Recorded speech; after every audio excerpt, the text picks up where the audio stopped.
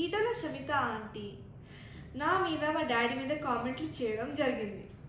Aunty నాకు doubt ఉంది aunty, నేను స్కూల్కి పోతేంది పోకపోతే ఏంటి ఆంటీ, మీకేమవుతుంది ఆంటీ?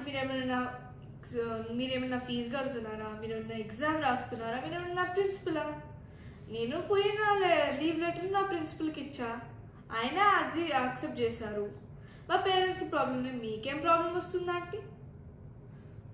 మళ్ళీ మీరు అన్నారు కదా, హుజరాబాద్ ప్రజలందరూ చాలా ఫీల్ అవుతున్నారు మామయ్య గారు పోటే లేదంటే. ఆంటీ ఫీల్ అవుతున్నారు అంటున్నారు కదా ఆంటీ, మీకు అసలు హుజరాబాద్ అడ్రస్ తెలుసా ఆంటీ? హుజరాబాద్ ఎట్లుంటుందన్న తెలుసా? అసలు హుజరాబాద్ ఎన్ని ఊర్లు ఉన్నాయో తెలుసా? సరే అవన్నీ తీసి పక్కన పెట్టండి. హుజరాబాద్ బార్డర్ అన్న మీరు టచ్ చేసిండ్రా ఆంటీ? ఆంటీ మీరు కూడా అన్నారు కదా, మా మామయ్య గారు చాలాసార్లు హుజరాబాద్లో ఎమ్మెల్యే అయ్యారు, హుజరాబాద్ ప్రజలందరికీ మా మామయ్య గారు చాలా బాగా తెలుసు. మీ మామయ్య గారు చాలా బాగా తెలిసి మా డాడీ పోటేశారా ఆంటీ? ఆంటీ అలానే హుజరాబాద్ అనేది నా ఊరు, మా నాని, మా అమ్మమ్మ, మా ముత్తాతలు, తాతలు అందరు ఉండే ఊరు అదే. అక్కడ ఉండే ప్రతి ఒక్క మనిషి నా ఫ్యామిలీ మెంబర్ లాగా. వాళ్ళే నా బలం, వాళ్ళే మమ్మల్ని కాపాడుతారు. ఆంటీ మీరు హుజరాబాద్లో ఓడిపోతే పోయి గజ్వేల్ చేస్తారు, గజ్వేల్ ఓడిపోతే ఇప్పుడు మల్కాజ్గిరిలో చేస్తున్నారు.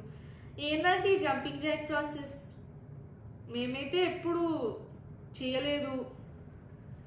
మీ జంపింగ్ జాక్ ప్రాసెస్ నాకు అర్థం కావట్లేదు. మీరు అంత పవర్ లేకుండా ఉండలేకపోతున్నారా? సో ఎందుకంటే మీకు ఈ పవర్ 5 years ఉండలేకపోతుండగలుగుతున్నారంటే, ఓ మీరు ఇల్లీగల్గా తీసుకున్న ల్యాండ్స్ని కాపాడుకోవడానికా? మీరు ప్రజలకి వెళ్ళి దొంగతనం చేసిన ల్యాండ్స్ కాపాడుకోవడానికా? లేదంటే మీరు దేవుని దగ్గరికి వెళ్ళి దొంగతనం చేసిన ల్యాండ్స్ కాపాడుకోవడానికా? మీరు అన్నారు కదా ఆంటీ, మేము సంపుకుంటారా సాదుకుంటారా అని లైన్స్ వాడుకుంటూ క్యాంపెయిన్ చేయలేదని.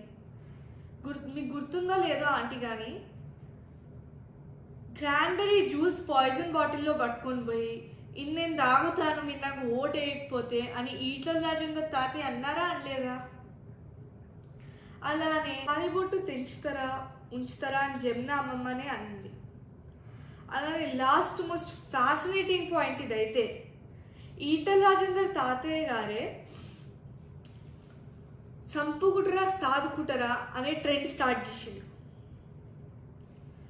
ఆంటీ నేను ఎలక్షన్స్లో తిరిగింది మా డాడీ ఎంత మంచివాడో ఎంత గొప్పవాడో అని చెప్పడానికి, అభివృద్ధి ఎంత మంచిగా చేస్తారో చెప్పడానికి. హుజరాబాద్ ప్రజలందరూ నన్ను నమ్మి మా డాడీ ఓటేసిండు. నేను నమ్మకంని పోగొట్టుకోవాలి అనుకోవట్లేదు.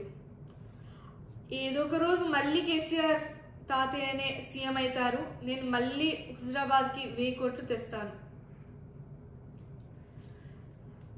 ఆంటీ నేను మీలాగా పక్క వాళ్ళ మీద కామెంట్స్ వేయను, ఇంకా ఎవ్రీ ఈవినింగ్ క్యాఫేస్లలో పోయి తిరగను.